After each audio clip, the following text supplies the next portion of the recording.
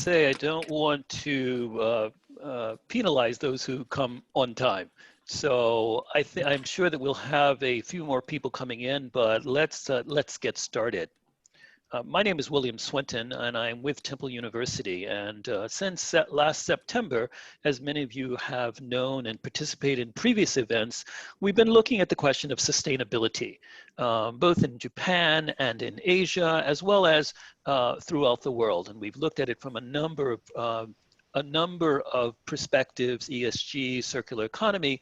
And as we looked at the various things that were happening within sustainability, we thought that impact investing would be something that we should address. And so Donald Eubank and Trista Bridges have been the curators pretty much of the series that we're having so far, and they will tell you more about it, but I'm very pleased to congratulate them on the publishing of their book. And we are certainly going to order a copy for our library at the university, and we hope that each of you will support them. And what we're doing here is trying to provide a venue for engagement around these issues of sustainability as it evolves and as the world evolves around it. We're certainly experiencing an extraordinary year that's not extraordinary in the way we expected it. The Tokyo Olympics should have started a few days ago, but I think that the question of sustainability and resilience has proved all the more necessary. The preparation is proving to be all the more necessary as we figure out how to react to these rapid changes around the globe. So I'm going to turn it over to you all now, Donald and Trista, to get us started and look particularly at impact investing. I'll just say that we are recording this event and we will be either releasing the video or putting out a summary of it soon afterwards, so you can share this with your colleagues and bring more attention to these issues. Donald and Trista, I'll hand it over to you now. Great. Hello, everyone. Before we get started, Swint very kindly mentioned our book, and we thought we would just take 1 minute max and talk about our book very quickly, because I know some people are interested, and we do a little bit of a plug, but we're also going to make the connection to impact investing. So I have my pre-copies here, which some of you might have seen on our at LinkedIn pages and some of the stuff in social media. But the book is called Leading Sustainably, The Path to Sustainable Business and How the SDGs Changed Everything. We cover various subjects in the book, and the book is really oriented towards people who are looking, as Swint said, to really understand what's going on around sustainability, give them tools that they can use to advance it within their organizations, and provide some inspiration through various case studies with different countries around the world. We actually spoke with upwards of 100 different people around the globe at big companies like Citibank and Coca-Cola and Ricoh and Sony. And then we also spoke with smaller companies as well that are really focusing entirely on delivering sustainable products and actually in services. And actually we have a chapter in the book dedicated towards sustainable finance. And in that chapter, we cover ESG and we cover tonight's topic, which is impact investing, which we very much believe is going to make a substantive difference around addressing many of the social issues that we have to address and environmental issues, of course, around the world. It is very important that we get capital into these challenges and problems. And we have a lot of very fantastic people tonight who are joining us to talk about that topic. I'm going to hand it back over to Donald to give a little bit of context about impact investing, and then we'll proceed to our other speakers, sorry. Please, Donald. Great, thanks, Trista. So we thought we'd start our discussion about impact investing with just very basic, what is impact investing and what's the state of impact investing in Japan? And Fumi Sugeno-san and Sayaka Takasuka-san will get into that specifics a little bit later, but let's just start with a general introduction. So if we can go to the slides, do the first slide. Okay, so the Global Impact Investing Network is one of the oldest and leading organizations in the impact investing community. They have this very basic definition.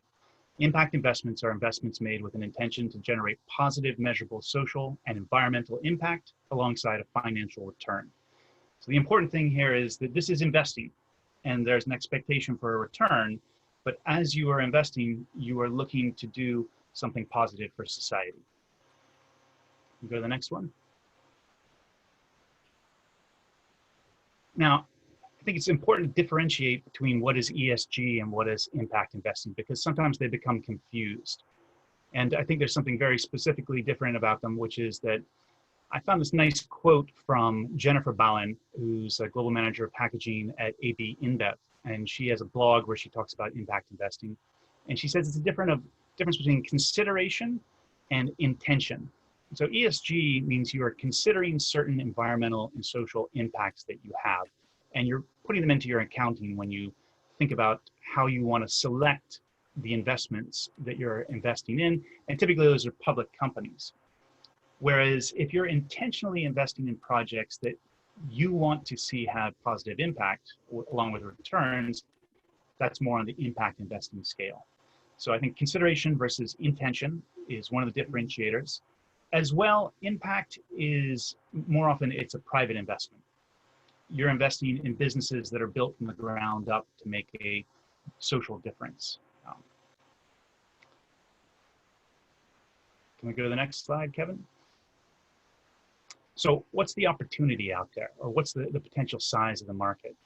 So there's a number of estimates out there that basically come to the same amount, saying this is how much we need to achieve the SDGs by the year 2030.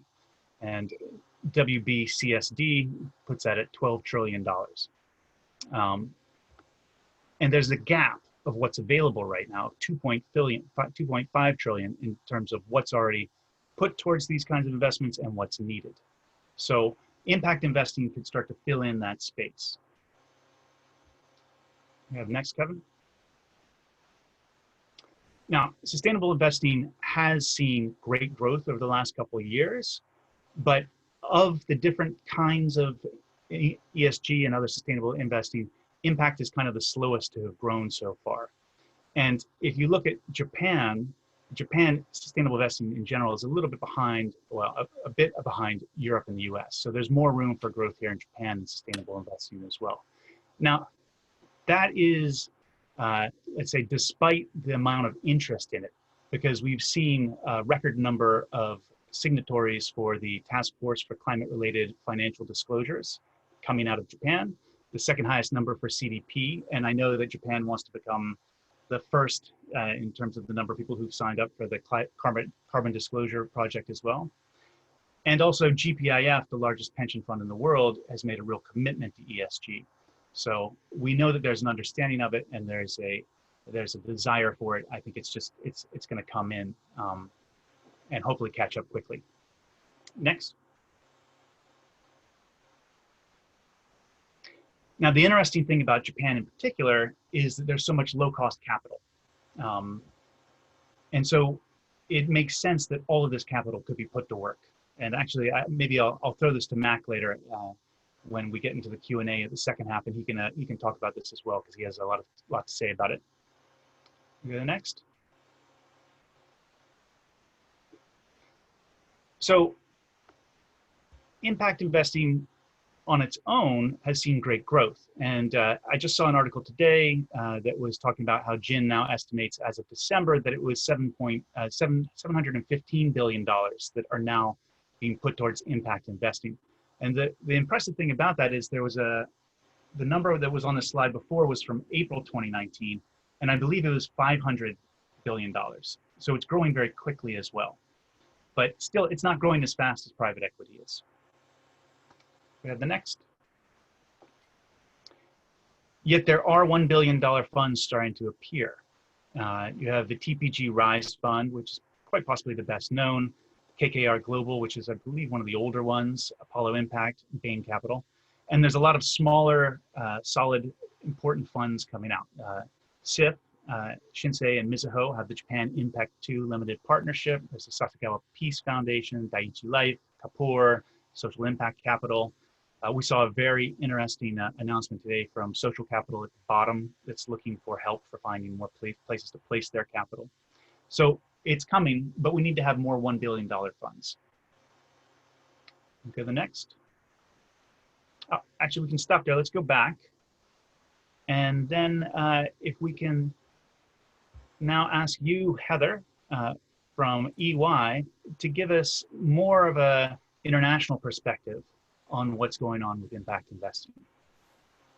Thank you. Thank you, everyone. Thank you, Temple University, and to our distinguished panelists for allowing me to join and play a very small part. I've got just going to take 5 minutes, maybe a little bit less, so that we can quickly get to the very fascinating panelists to discuss their ends of sustainability and what they're deeply involved in.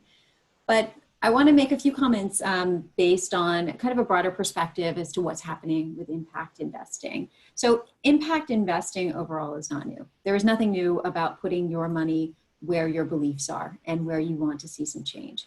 The big change we really see is scale. So one of the major challenges you've seen when people want to do impact investing is saying, the Rise Fund is a perfect example. I have $2 billion that I would like to put into play today, and I want a definitive return on my investment.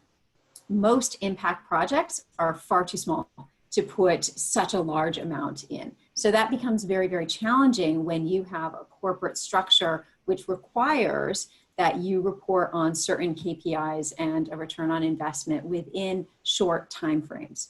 So one of the big challenges we've had to see a fundamental institutional growth in impact investing is fundamentally their structure doesn't really allow for it. So you want $1 billion divided up into different buckets that are all going to be performing on an ROI, which you can measure in quarterly basis, for example.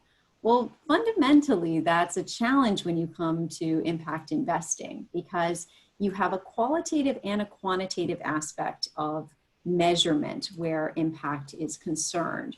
So do you want to have 1 million people who are hardly impacted by your work, or do you want to have a few people who are touched deeply by your work? And I think that is what you need to consider from an impact perspective. And the institutional money has had to really consider this. So we've seen a global rise in interest, certainly in ESG, and I thought Donald did a great job of considering ESG versus impact. Another way to look at it is ESG is more risk mitigation.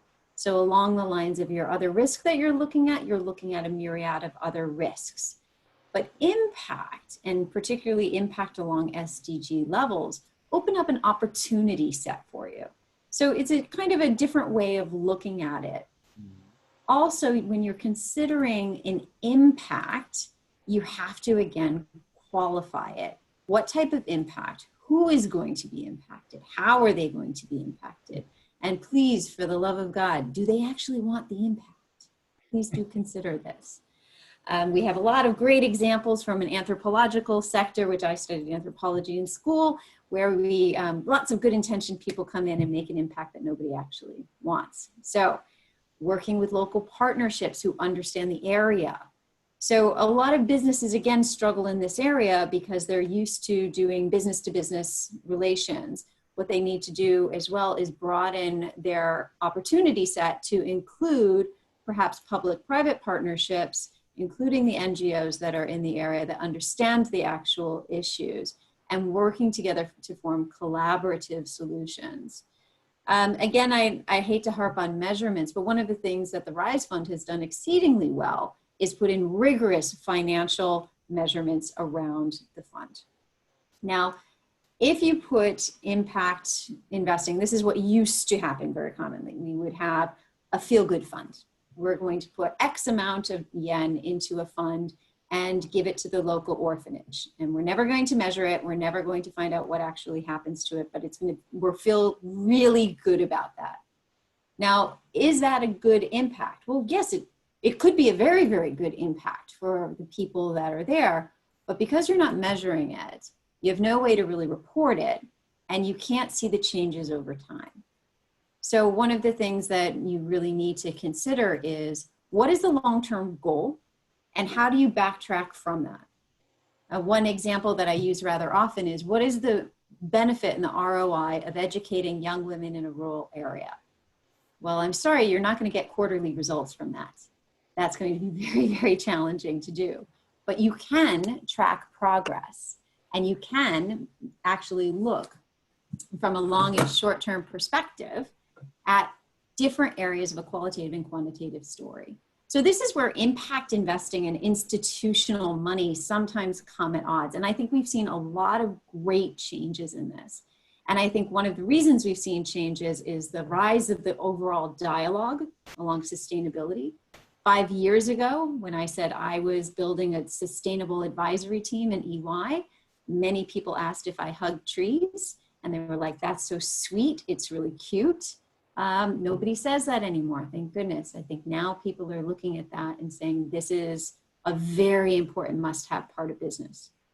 So just to round off there, I think if I could leave you with any one or two key thoughts, I think when you think about impact, your impact could be small or large, but it needs to be measured in qualified ways, which includes hard numbers, as well as more a qualitative story.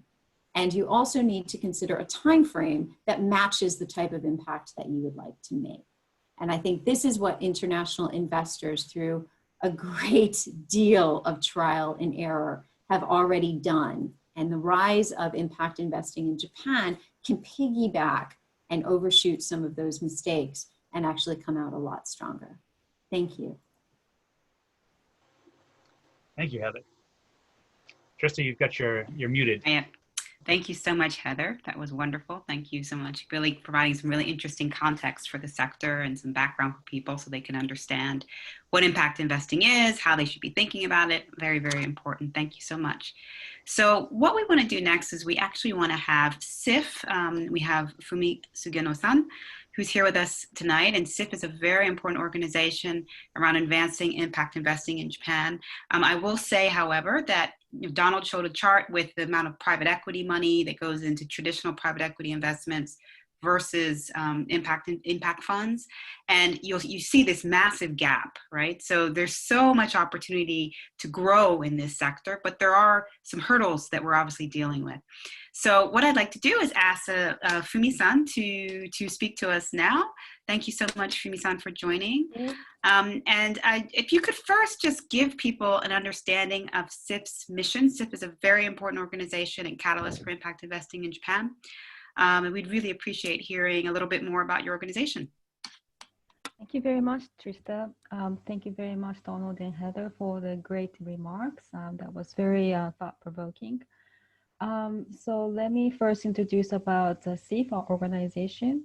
So SIIF is a short of the Japan Social Innovation and Investment Foundation. And in terms of impact investing, our mission is to build an ecosystem for impact investing in Japan. So we kind of differentiate our role from being just an impact investor as to being an ecosystem builder. So origin goes back to around 2012 when the Nippon Foundation, which is the largest foundation in Japan, has established an internal team to research about impact investing as new ways of doing their philanthropic work. And it came to the point in 2017 that they were willing to establish a different entity, which is SIIF, because we saw a growing interest from actually mainstream financial institutions to enter the market, but they needed to have some risk capital because for them, impact investing is something very new. They didn't know how to assess the risk, although they saw some opportunity there. So because the Nippon Foundation itself can only give grants, so they established SIIF, our foundation, so that we can utilize the Nippon Foundation's grants to provide risk capital in the forms of impact investments.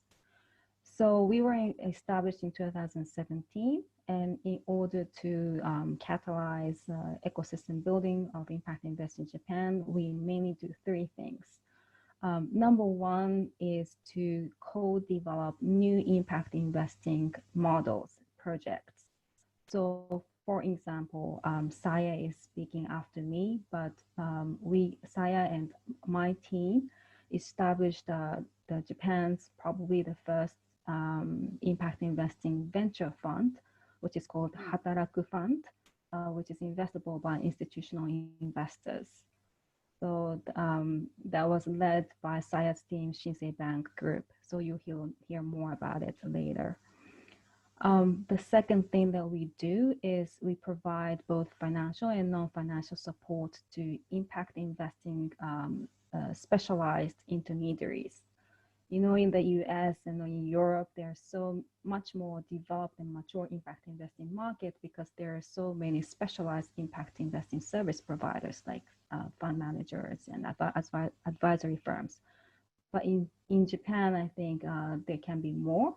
I think the big consulting firms and think tanks are playing a really important role. But also we can have more. So we provide financial and non-financial support to those companies. The third thing that we do is we conduct research and we do policy advocacy in order to have a more supportive environment in Japan. So for instance, SIIF plays as a secretariat role of GSG, which is Global Steering Group for Impact Investing, which is a global network organization led by impact investing practitioners and leaders in about 20 countries in the world. So as a secretariat of GSG, Japan National Advisory Board, we conduct several sub-projects. For instance, we established Impact Investing Roundtable together with Japanese financial regulator, Japan Financial Agency, and organized about 35 financial institutions and other researchers and enterprises to come together to learn more about impact investing and build consensus. Another example is that we are running a piloting project on impact measurement. As Heather pointed out, impact measurement is really the key thing to unlock this market. So we are doing piloting projects to see how we can adopt global impact measurement and management principles and frameworks that have been developed and is ongoing process but being developed, and we can not only import those frameworks, but also provide the Japanese communities, investors communities feedback to the global impact measurement framework development. So great, thank you so much. Hand it over to Trista. Very, very comprehensive overview, and SIIF has a very important role to play, obviously. Can you talk to us a little bit about where you feel Japan is today in terms of the advancement of impact investing versus some other markets? That's the first question. And then the second piece is, I know you do a lot of research. You talked about this a bit in explaining what you do as an organization. Tell us a little bit about some of the recent findings from your research with people here, with investors here in Japan. Sure. So I think Donald already gave us some really good overview about where impact investing in Japan is, but just to supplement a little bit more about it. So we conduct impact investing investor survey every year. We send off some surveys, and then we calculate the survey respondents' amount of how much they have put into impact investing. And last year, we got a result that we, at least in Japan, according to a survey, there's about 4,480 million US dollars. So which is still very small. The global market size estimated by Jin is 715 billion US dollars, which is the recent result. So if you think about the financial market size in Japan, it's very, very small yet. But every year we're seeing quite sharp increase from the previous survey result. That it was a 30% increase, and then the previous it was even more. So we see a really sharp increase, and also we see two major market trends, I would say. The first one is that further participation by especially mainstream financial institutions, including institutional investors and asset managers. And I think this is the driver is the continued growth that we see in the ESG and SDG investments. The second market trend that we see in Japan is the Japanese government's rising interest as well.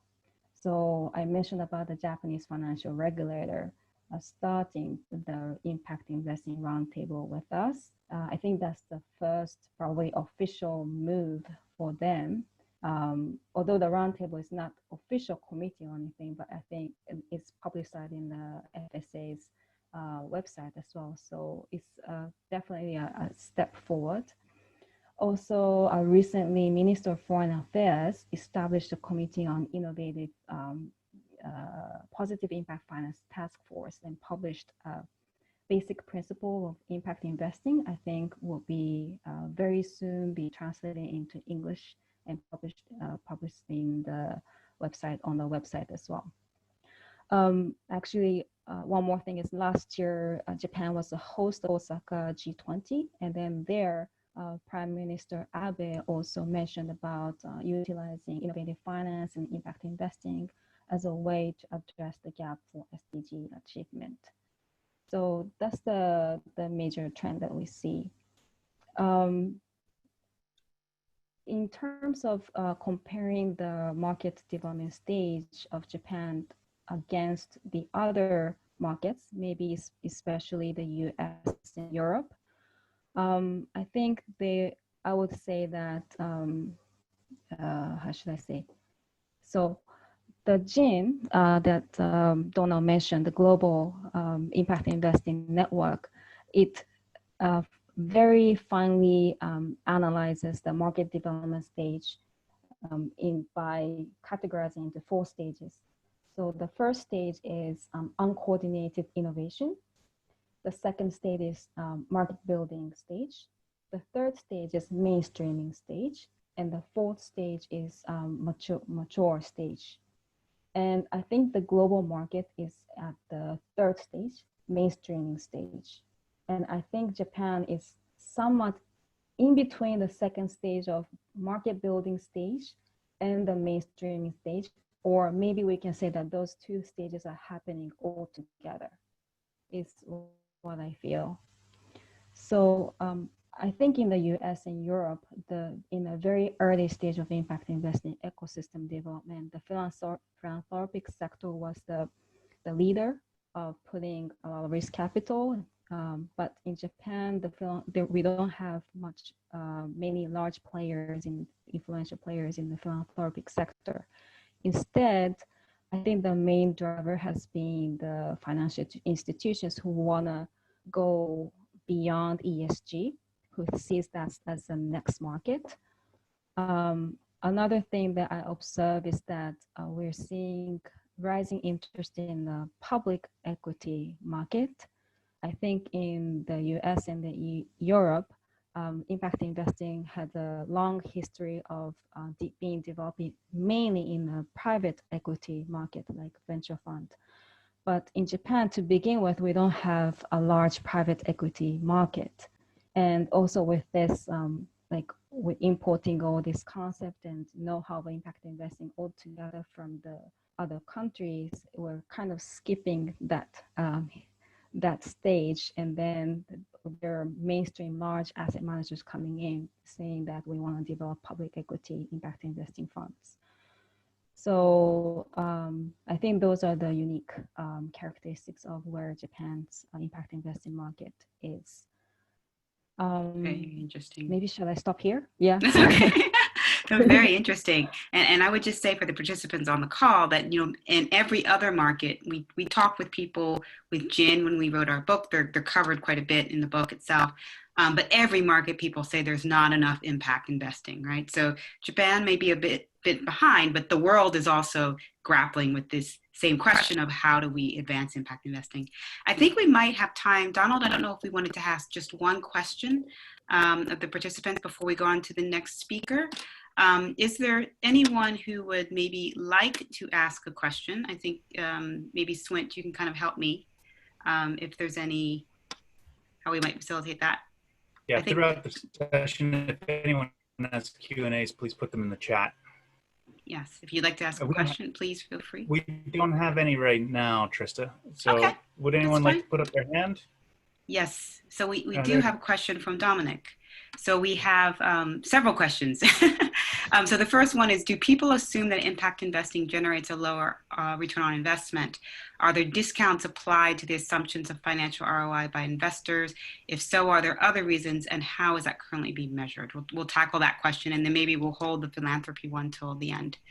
So Fumi-san, any thoughts on that? I think it has been in the past that it was a general sense that you need to compensate seeking impact against seeking financial return. And as I said, more mainstream financial institutions, as more mainstream financial institutions are coming into the market, it's becoming more about how you can preserve the market rate return while you create impact. Yeah, so I think one of the examples will be the fund that Sayaka is leading that you'll hear. Yeah, absolutely. And I would say we talked earlier about the RISE fund, and a lot of these big private equity groups, KKR, TPG, are basically developing these funds now. And these funds are targeting internal rates of return at the same levels as other types of venture capital funds or private equity funds, right? So more mainstream funds. So, and we are starting to see that some of these funds are actually starting to hit very aggressive internal rates of return. So that is very encouraging, but this is obviously a space that needs a lot more work and needs a lot more examples in order to get to an overall trend. So thank you so much, Fumi-san. And Donald, I want to hand it back to you for our next speaker, please.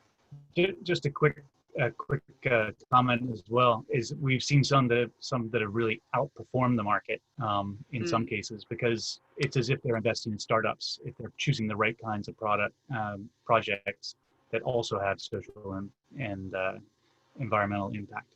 Okay, so we'll move to Sayaka Takatsuka-san from Shinsei to talk about the investor's perspective.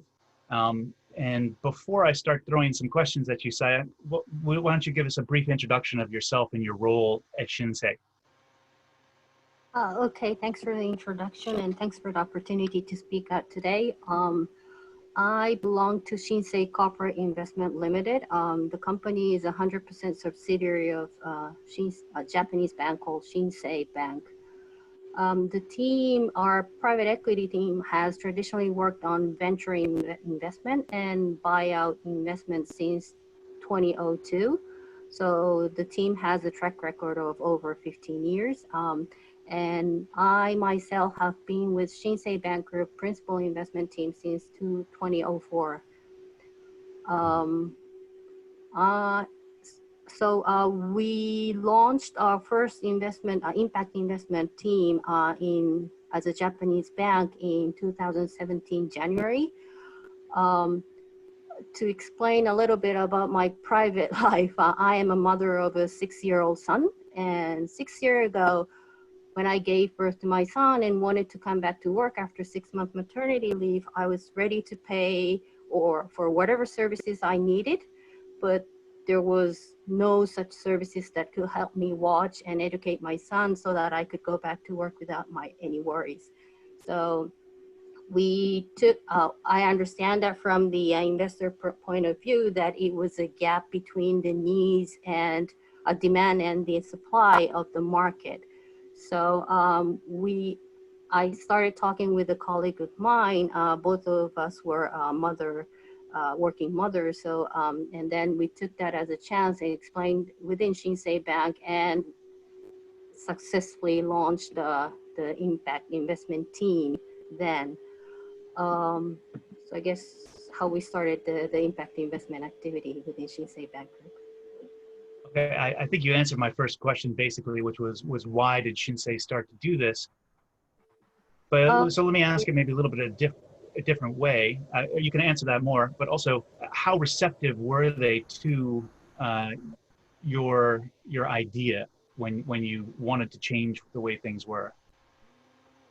As you know, Japan faces critical aging population issues, and in order to tackle the decreasing labor population issues, our fund focuses on workers, working people.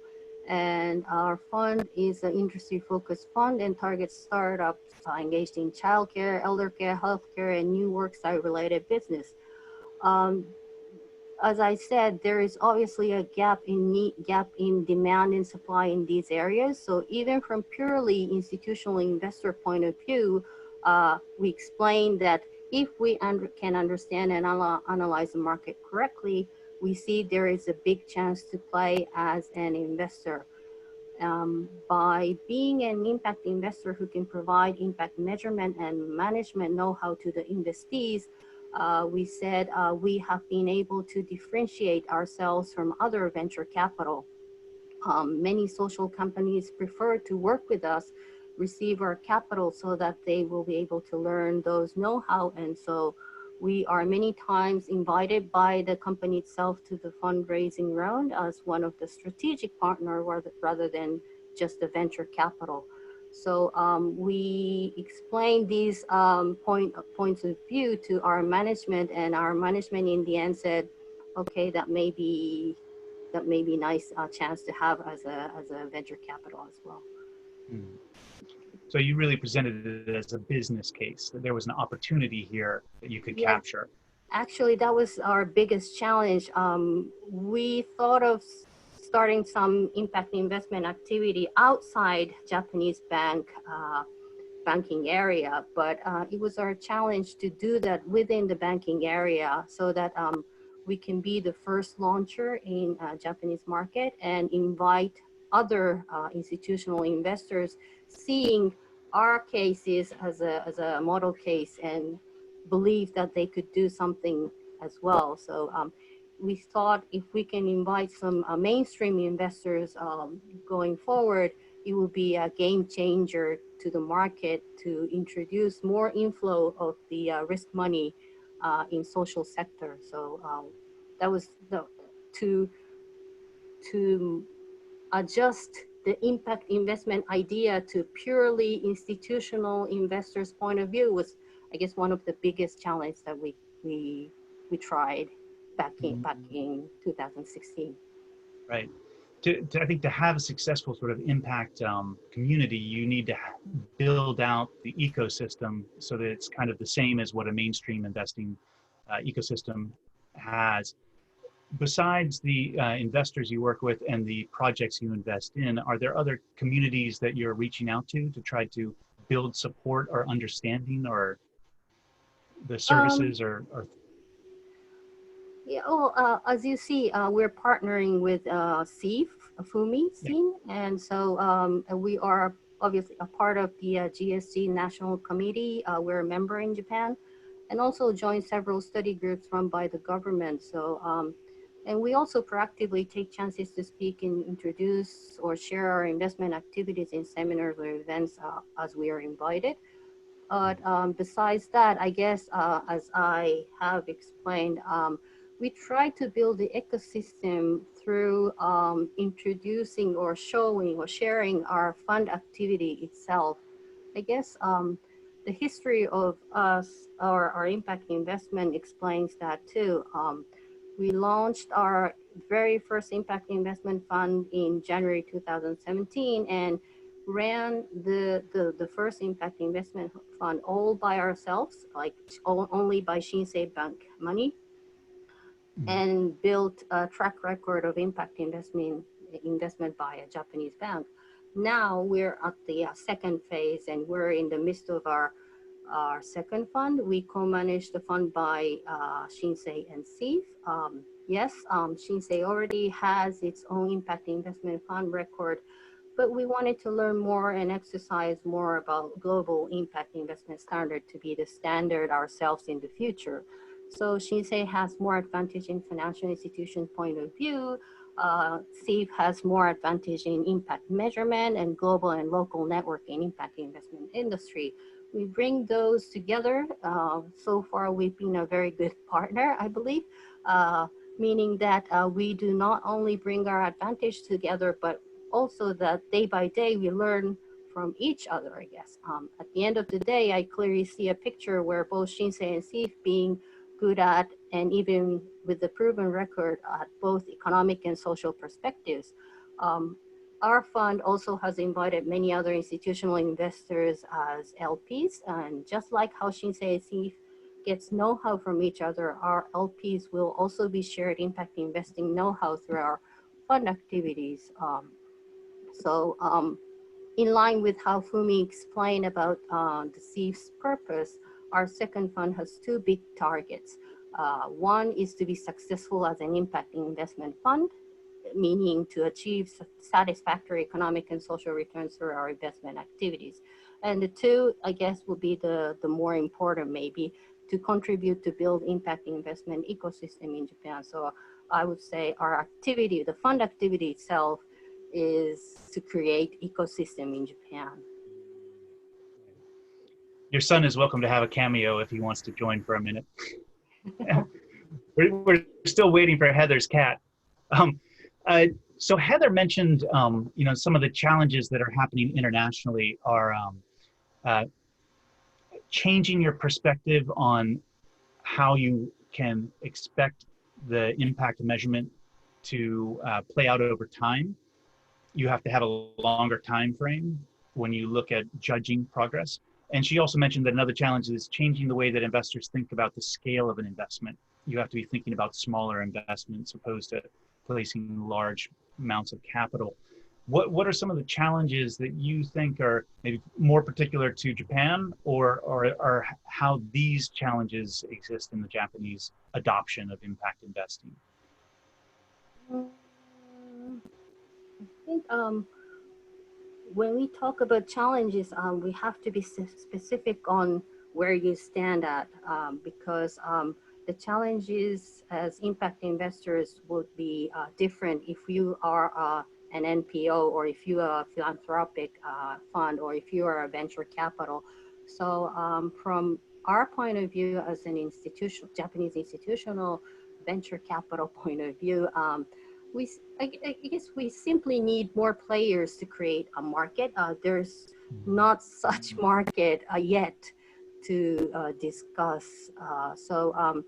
In order to bring more players into this market, we will definitely need best practice or success example. For instance, we have the idea of so-called impact IPO. We have some investees running social businesses, and they're typically targeting it to IPO within a few years. It's now called impact IPO or social IPO or ESG offering. Social aspects of the business are modeled and visualized through the co-work by both our fund's impact investment and the investee companies.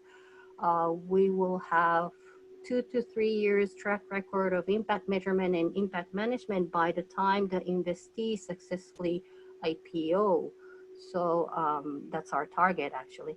And if we understand that the social problem is equal to the gap between the demand and supply, and that social business is filling such supply, then the visualized social impact will be a good explanation of the sustainability of the business, meaning going concern of the company's business. And that should be a good factor to add some value, equity story onto the company's valuation. So in impact IPO, such companies should attract existing, for instance, ESG investors who are looking for their next investment target. And our ambition is to see an additional valuation on the company's market cap. That way, if we can create any success example, then many institutional investors should understand that the social sector is worth investing even from institutional investor point of view, and that should help create the market, I guess. So that's I think a very useful perspective on how to look at these businesses, about are they fulfilling a service that's required in society. I have lots of follow-up questions, but I think that we should probably open it up at this point to a general Q&A. I believe we already have one. We have a few questions, actually. Sure. What should we go with first? Maybe we could take the lifespan one. Okay. You see that one? So Jeffrey Char asks, venture capital funds usually have a lifespan of 10 to 12 years and need to cash out their investments within this time frame. What time frames do impact funds operate on? Fumi or Saya, would either of you like to respond to that? Or Heather? Or Anybody? Heather? Yeah. Well, I'll take the first step then. It varies between different venture capital, venture impact investment funds. But in our case, we typically have the time frame of around 4 years of investment period to each investee companies.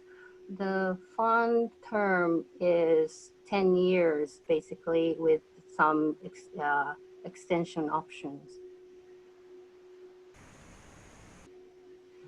And I will say, in researching this area for our book, we talked to a lot of very large global impact investing funds, and they were similar. So they had very similar terms, all are 10 years. They have LPs they have to return their investments to, if not improve on them. And so these are not, nice to do things in any capacity. They are increasingly getting more rigorous, and there's increasing, demands, I would say, being put upon impact funds to really perform at very, very high levels for their LPs. Yeah, if I could just add to that, there's no one correct approach. I mean, you can really have the approach that fits your investment strategy and style. And I think that is fantastic. And I think it's also great that it is a more rigorous approach. I think you should expect a return on your investment that makes sense for all of your stakeholders, whether, again, that is a qualitative or a quantitative return. And then I think we had another question earlier about, is impact investing a form of philanthropy? Who wants to take that one? If it is, you're doing it wrong, 100%. And the reason why I would say that, sorry if I just jump in, ladies, on that, this is a huge point for me that I get very passionate about. There's nothing wrong with philanthropy. Philanthropy is amazing. It's very, it's selfless, but it also creates dependency. And we can see that very much this year, where extra funds are not necessarily going to the same amount of philanthropic activities that they would have if we hadn't had COVID. Now, I sit on the board of a charity, for example, and we're wondering, where are we going to get the funds that we need this year? Because we have a dependency upon our donors.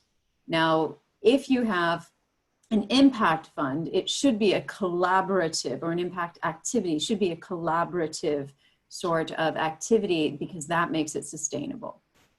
So that's, I think that's the issue that you really need to consider.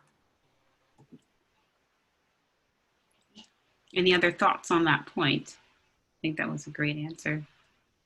Kind of a side note. Sorry. I've heard that.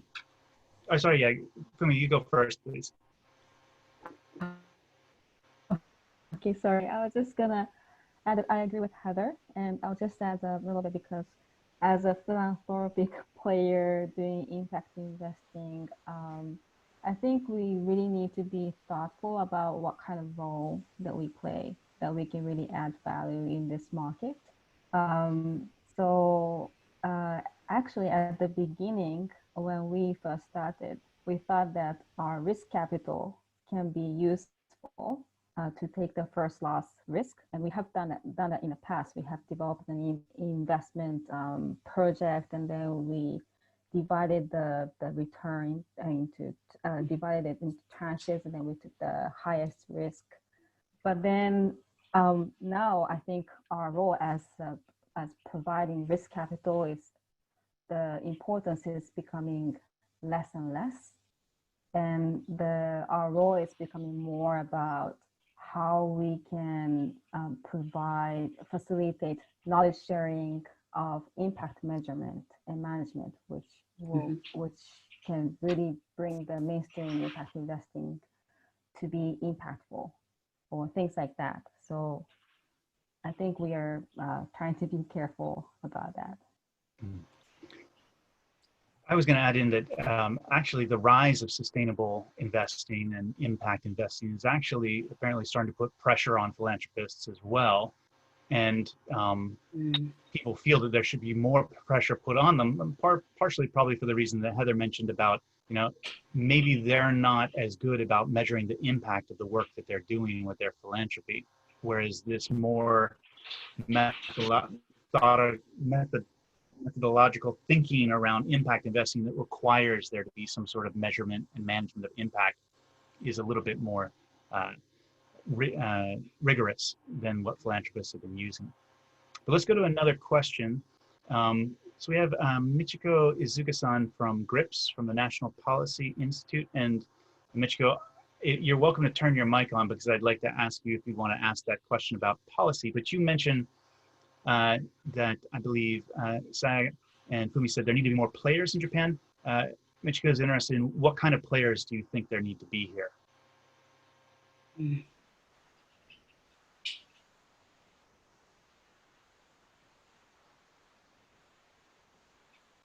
And actually, Heather as well, you're welcome.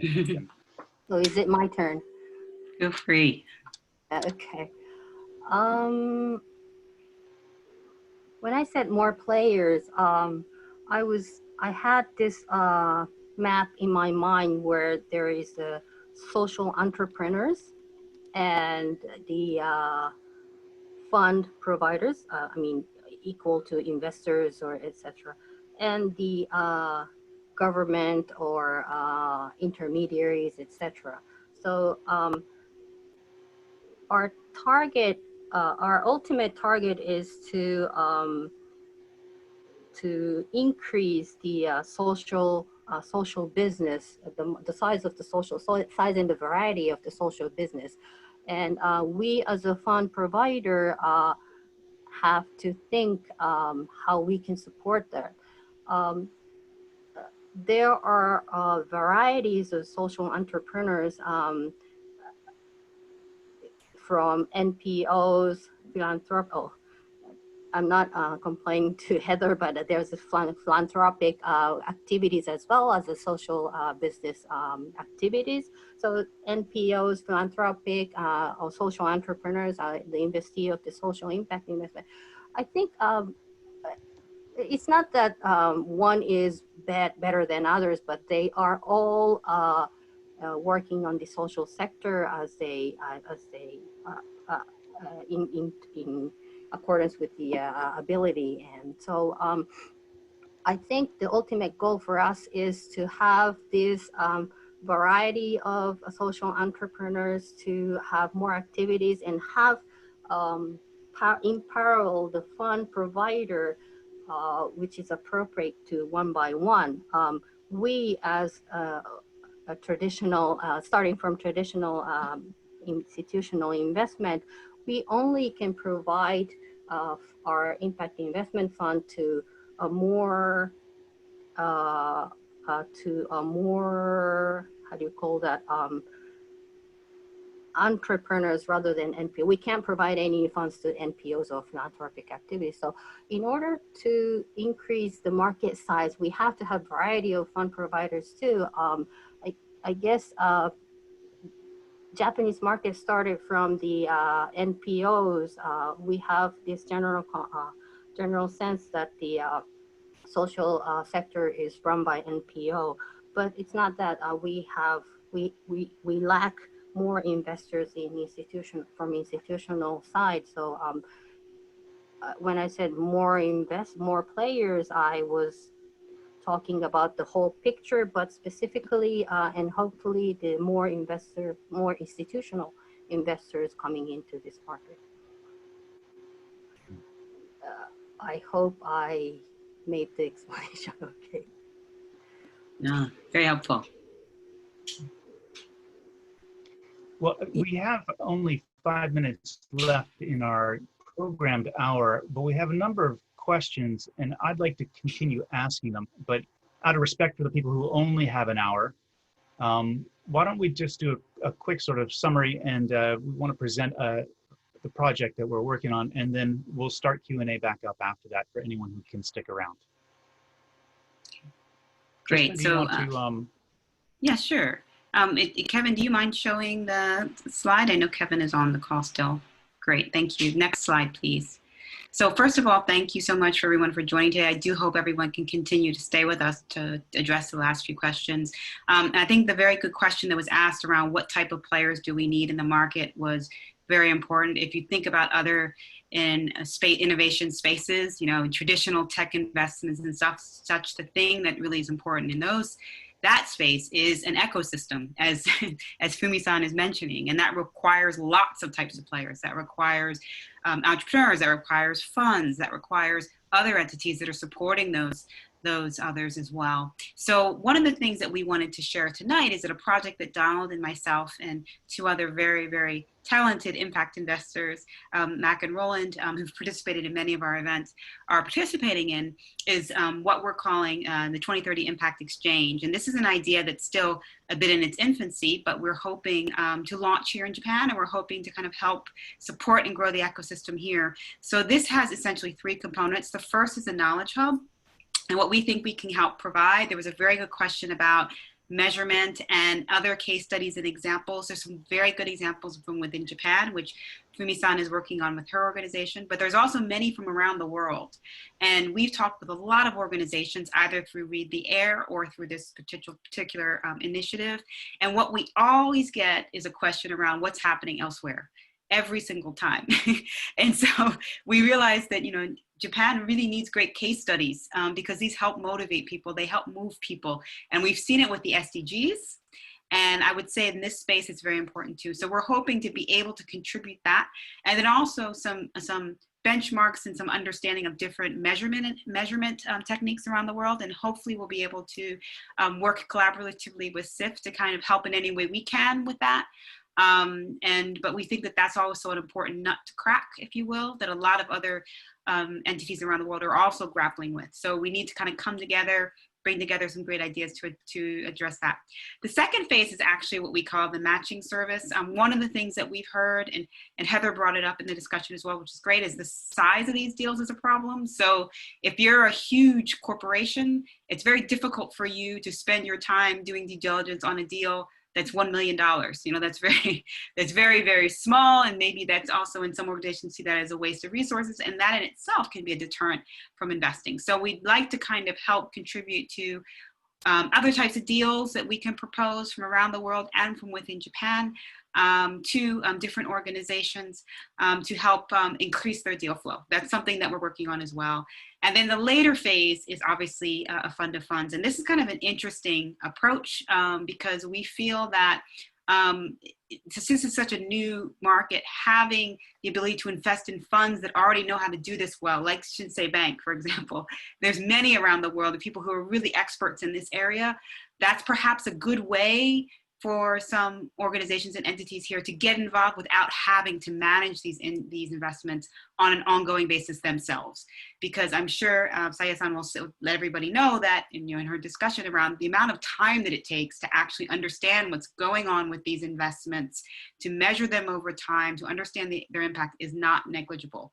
So perhaps another strategy is helping to provide funds to impact funds that are already operating elsewhere. So we will share this information about how this evolves in the coming months. And before we close, I'd like to, I know Mac is on the call. He has lots of great thoughts about this area as well. And he's been kind of working with us on this, which is fantastic. And Mac, I wanted to give you the chance to say any last words before we go back to Q&A for our additional time. Mac, still there? Hi, sorry, Hi. I'm on Hi, mute. Can you hear me now? Go ahead. Yep, go ahead. Yeah, no, I obviously following such illustrious people, I doubt I can barely add anything except the fact that, as Donald was saying in his introduction, I think Japan is very lucky to have $4 trillion in negative yield bonds and another $8 trillion that is getting near zero returns, right? So if there can be a global game changer in impact investment, it can be Japan, right? And I also know that from my extremely limited experience in Japan, that when Japanese decide to change something, it happens in a flash, like as Donald was saying with the TCFD, how Japan went from the last position to like #1 in less than a year, right?